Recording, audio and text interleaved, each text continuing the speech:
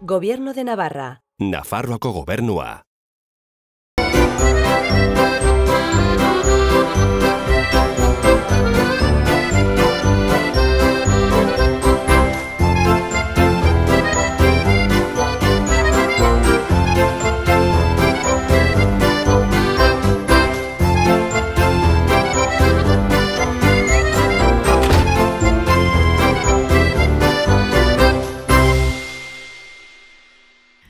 Ongi etorri beste behin ere Euskal City saiora. Gaurkoan beti bezala, gurean bi gonbidatu izanen ditugu euskaraz solasean.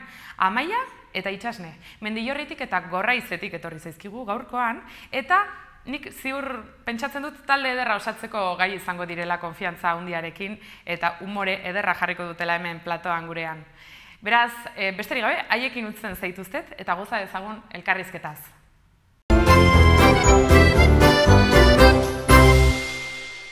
Bai, nik Amaia dut izena, 22 urte ditut, eta, Patriziaga ikastolan ikasi dut, eta orain ADE eta zuzenbidea ikasten ari naiz Nafarroako Unibertsitate Publikoan. Kaixo, ni Itsasne naiz, 22 urte ditut, Mendillorrin bizi naiz, eta, ingeniaritza biomedikoko ikasketak bukatu berri ditut, eta orain hasiko naiz ingeniaritza biomedikoko master bat egiten. Kaixo. Kaixo, ni Amaia dut izena, zuk nola duzu izena? Itsasne, ni Itsasne naiz. Eta nik 22 urte ditut, zu zenbat? Nik baita 22 urte ditut. Eta Gorraitzen bizi naiz. Ni naiz Mendillorrikoa. Bale, songi. Eta zer ikasten duzu zu? Nik ikasten ari dut ADE eta zuzenbidea Nafarroako Unibertsitate Publikoan hemen. Zu? Ni, bukatu berri ditut ingeniaritza biomedikoko ikasketak, eta orain hasiko naiz ingeniaritza biomedikoko arloko master bat egiten. Interesgarria. Bai. Ni euskaldun zaharra, ikasi nuen ikastolan, 2 urte nituenean, eta eski ez dut asko hitz egiten, bai. Zuka Euskara Batuan. Ezagutzen dut jendea euskaraz egiten duena, baina ez da gehiengoa. Beraz, ez. Oraintxe bertan egiten dudan pertsona bakarrarekin da nire mutila, Gipuzkoakoa dela, orduan berarekin mantentzen ditut normalean konbertsazioak. Bizitza, depende. Igual tabernatan eta horrela, ez hainbeste, baina gero bertako jendearekin nik uste dela auzo nahiko euskalduna, orduan hango gazteekin eta bai. Mendillorritik eta Gorraitzetik etorri zarete? Bai. Primeran, ongi etorriak Euskal Citira.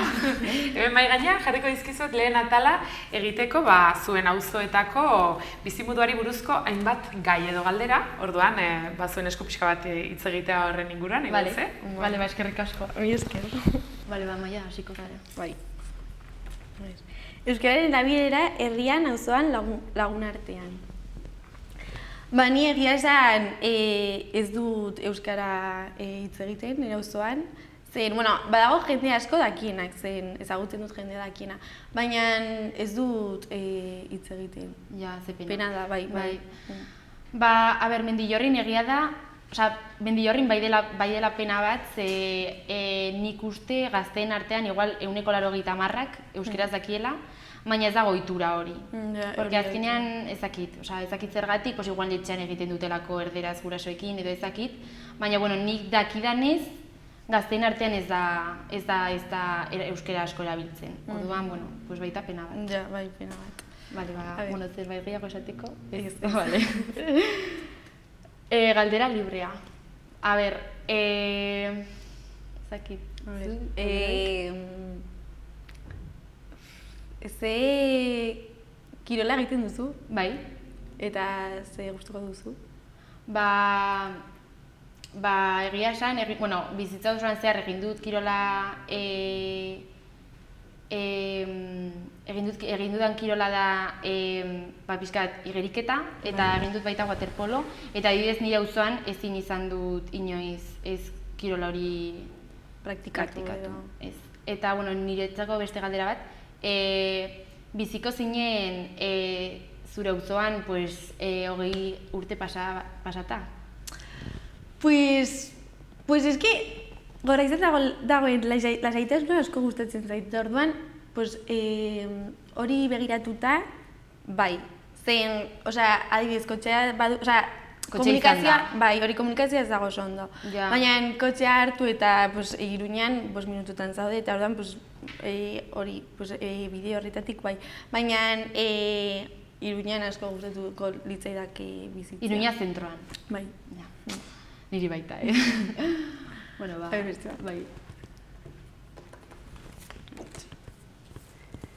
Herritaren arteko harremanak giroa lagunak. Pues eske nik bizi naizen lekuan da urbanizazio txiki bat, eta orduan hor dago jende gazte asko nire etnikoa, eta orduan ditut lagun asko, eta oso ondo dago. Giro ona daukazu. Bai, oso ondo, bai. Eta zu? Gumendillorrin baita, esan dudan ez bezala lehen, azkenean da herri oso gazte bat, eta orduan kriston ambiente eta giro ona dago. Orduan oso ondo gazteentzako, egia esan. Eta baina ikastetxeak dauden ez da horrela, jende guztia ezagutzen da. Hori da. Baina, klaro, ez baduzu ikasten Mendillorrin izango dituzu zailtasun gehiago, baita, baina, bueno, bai, ondo, oso ondo. Bakoitzaren zaletasuna garatzeko aukerarik duzue zure herrian edo auzoan? Nik asko gustatzen zait, betidanik egin dut soinketa, eta orduan beti joan izan, kotxea hartu behar izan dut Iruñera joateko, eta hor praktikatzeko zen Gorraizen ezago praktikatzeko aukerarik hori. Ja, bueno. Ni ez naiz oso kirolaria izan, orduan ez zitzaidan asko inporta. Baina, adibidez, gustatzen zaidana piloa da marraztea eta baita bestea. Orduan, abesbatza bai joan behar izaten nintzela Atarrabira, baina adibidez margotzeko kontuan joaten nintzen Arte Akademia batera Mendillorrin bertan, hasi que oso ondo. Egia esan, alde horretatik oso ondo. Bai, oso ongi. Bai.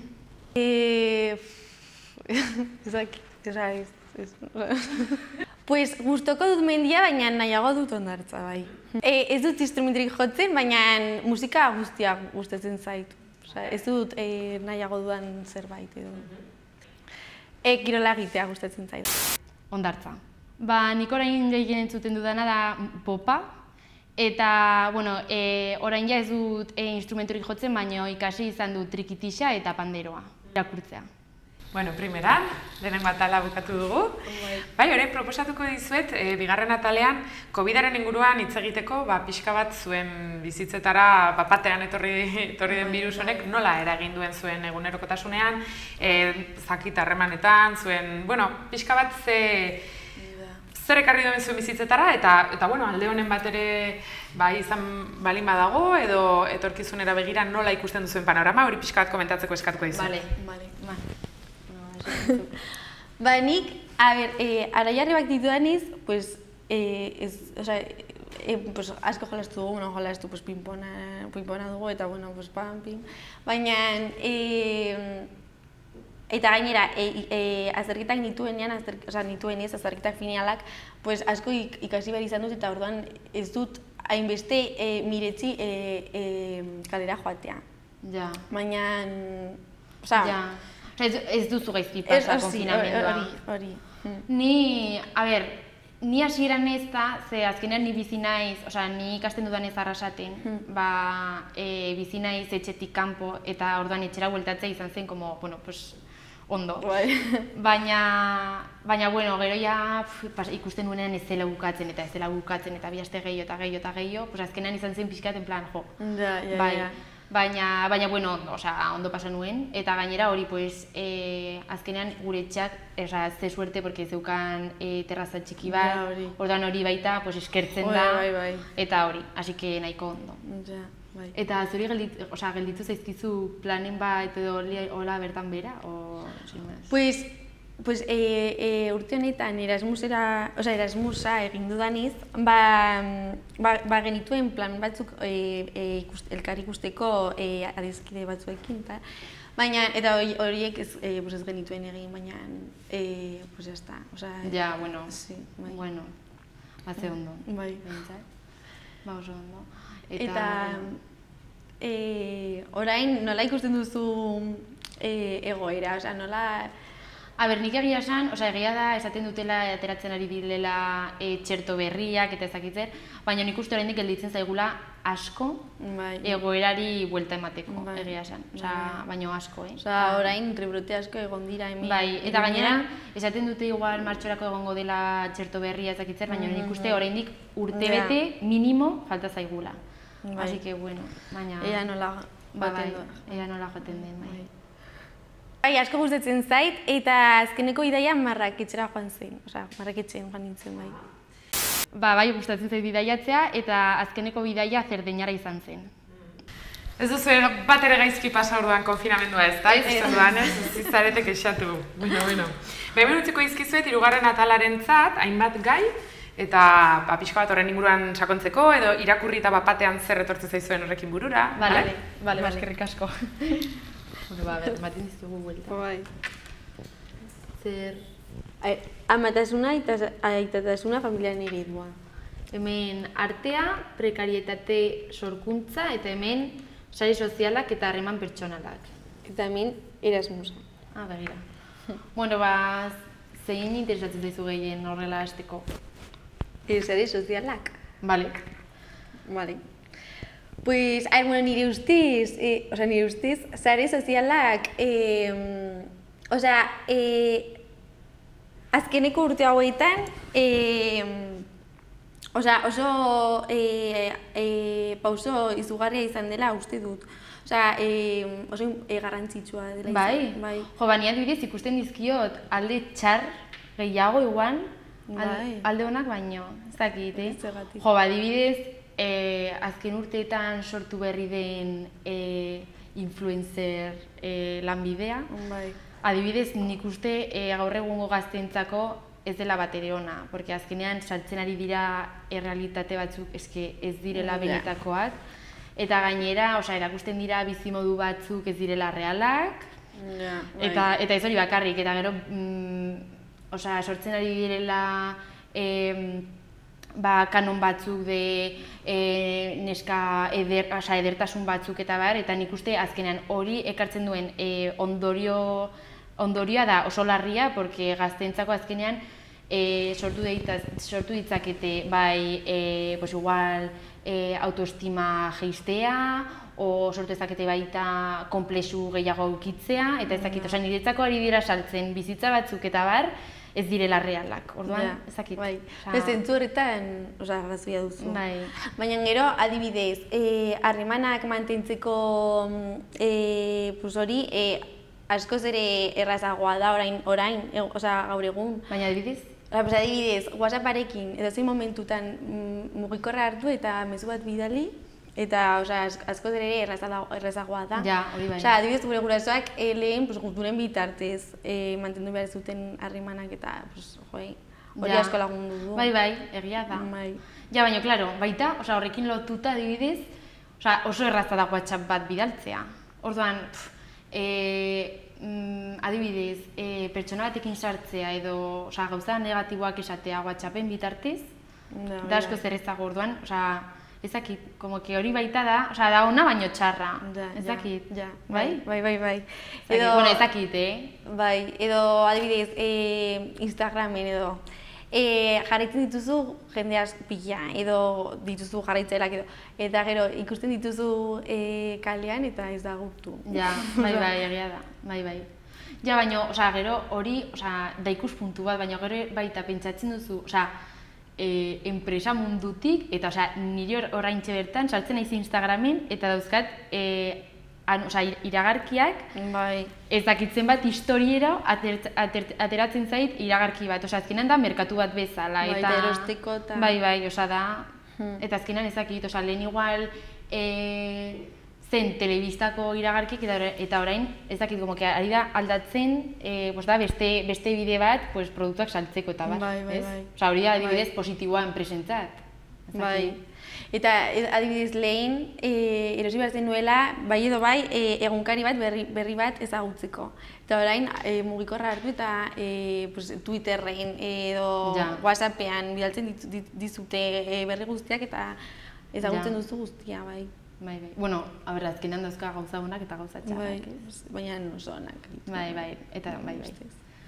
Eta, bueno, eta bestea... Eta bestea... Ados gaude. Bai. Bueno, eta bestea, Erasmus.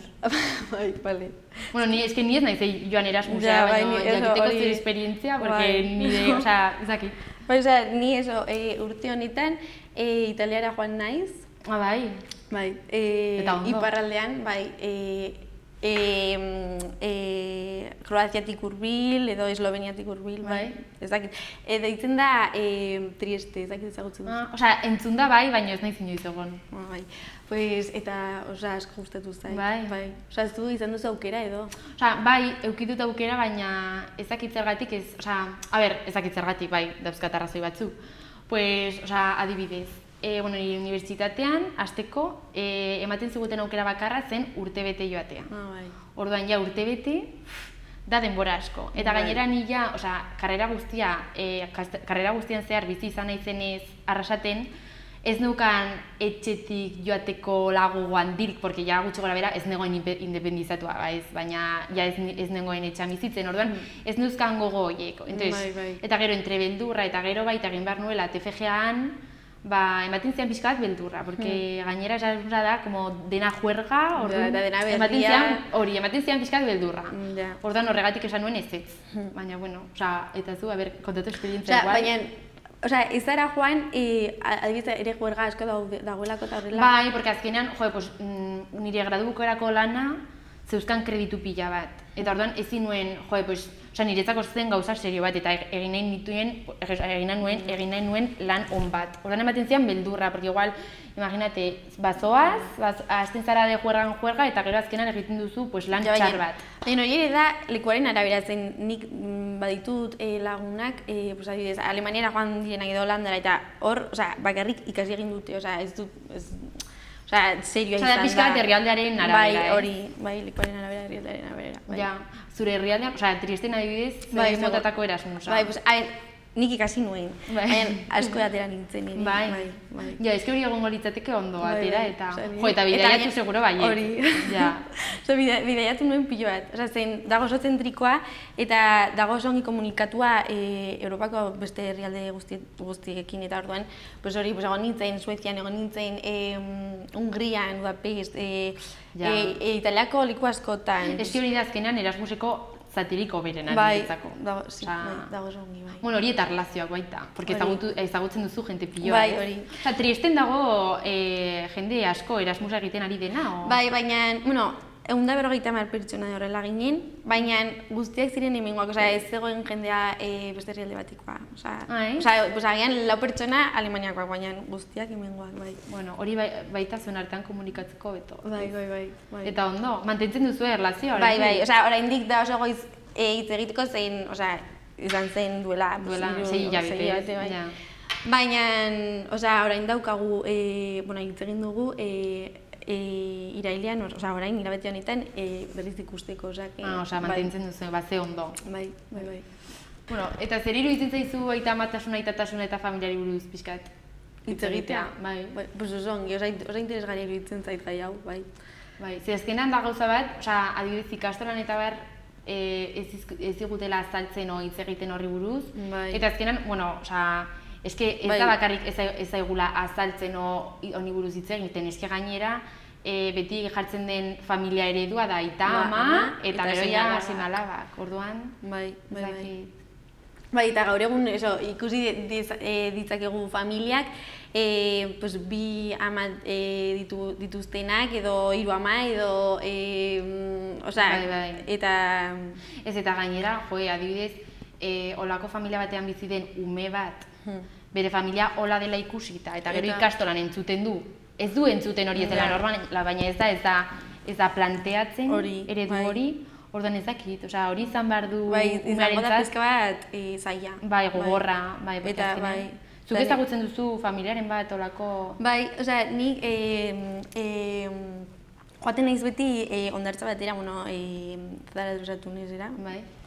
Eta badago familia bat, Bilbokoa, direla 2 aita, 4 umekin, seme-alabekin, dira 2 neska eta 2 mutil. Eta, da oso, nire gustatzen zait asko. Bai. Bai. Bai, eta gainera lako gauzak ikustea eta eske bai. Bai. Impactatzen dut da ona en plan ezagutzea eta hori normalizatzea edo. Eske gainera beste arazo bat da, gainera, ez dela asko ikusten. Orduan, claro, baina bai. Nik ez dut ezagutzen.